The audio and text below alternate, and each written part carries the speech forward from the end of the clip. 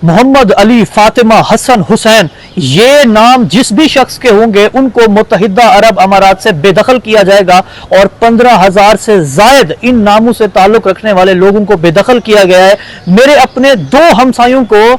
UAE से बेदखल किया गया है, यानी डिपोर्ट किया गया है पाकिस्तान। वो लोग वहां पर ना फकत लाखों रुपए कमा रहे थे बल्कि उनके वहां पर असासे भी मौजूद थे, काम कारोबार सब कुछ अच्छा चल रहा था। वजह सिर्फ यही थी कि उन लोगों के जो नाम थे, किसी का नाम हसन था, किसी का नाम हुसैन था, किसी का नाम मोहम्मद अली था, किसी का नाम फातिमा था, इनको ट्रेस इस तरह किया गया कि ये देखा गया कि वहां पर मौजूद इमाम बारगाहों में कौन लोग गए हैं, और अगर उन लोगों का ताल्लुक फिक्र जाफरिया से है, यानी वो लोग शिया असना आशरी हैं, तो उनको वहां से चुन चुन के बाहर निकाला गया। और उन लोगों के साथ अगर किसी इस तरह के मिलते जुलते नाम का बंदा जिसका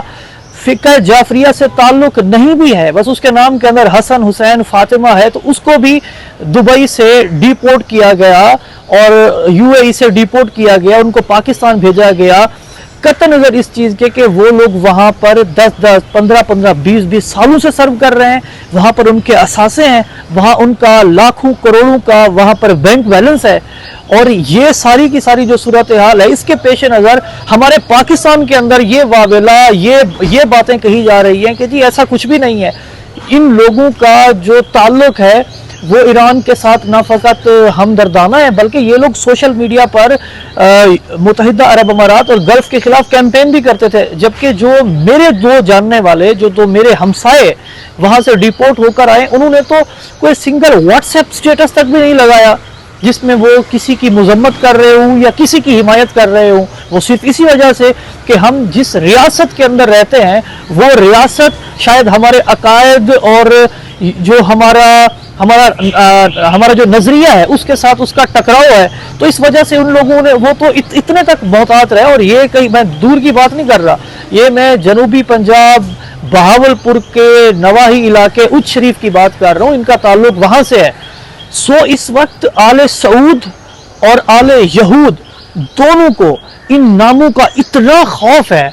ये इस तरह का इनके ऊपर टेरर बैठ गया है कि ये लोग अब उस खौफ से बाहर नहीं निकल पा रहे। ईरान ने वाज़े कहा कि अगर हमारे ऊपर कोई भी आंच आती है, हम अपने एक एक जर्रे का दिफा करना जानते हैं, एक एक जर्रे का दिफा करेंगे, और जहां जहां इनके ठिकाने हैं, अमेरिका के ठिकाने हैं या इसराइल के ठिकाने, उनको तबाह बर्बाद कर देंगे। और यही वजह है कि अंदर खाते दुबई के अंदर और मुत्तहिदा अरब अमारात के अंदर जो इसराइली ठिकाने हैं वो इतने ज़्यादा हैं कि आप समझ लें कि इस वक्त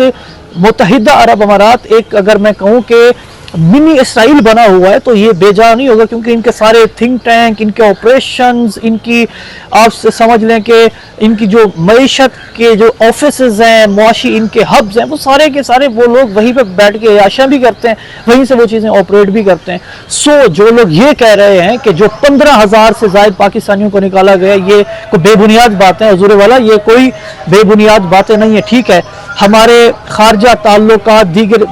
ममालिक के साथ, पड़ोसियों के साथ, ज़ाहिर है हमने उसमें कोई बिगाड़ पैदा नहीं करना, उसमें उनको फेस सेविंग देनी है, खुद भी फेस सेविंग लेनी है, हमारे एक दूसरे के साथ इंटरेस्ट जुड़े हुए हैं। बट द थिंग इज़ कि रियलिटी को फॉरगेट नहीं करना चाहिए। पाकिस्तान जिंदाबाद।